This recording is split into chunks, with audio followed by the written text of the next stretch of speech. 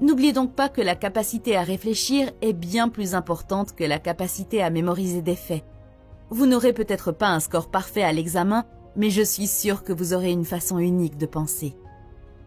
Enfin, troisièmement, ne sous-estimez jamais votre propre intelligence et ne surestimez jamais l'intelligence des autres.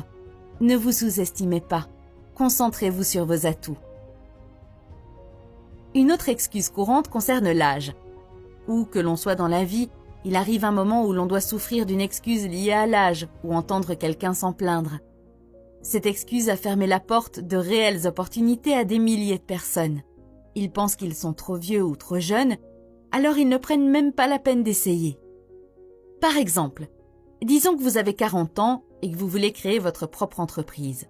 Mais vous pensez que vous êtes trop vieux pour cela et pour cette raison, vous ne voulez pas essayer.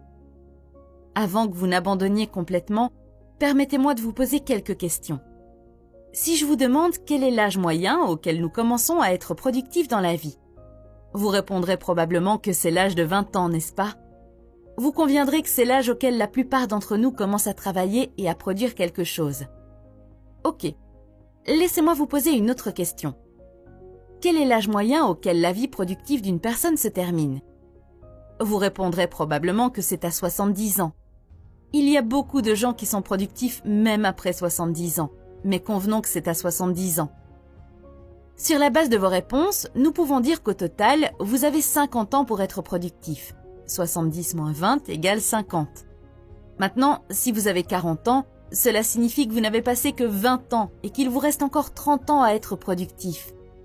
Vous n'avez même pas atteint la moitié de votre âge productif et vous me dites que vous êtes trop vieux pour essayer de nouvelles choses?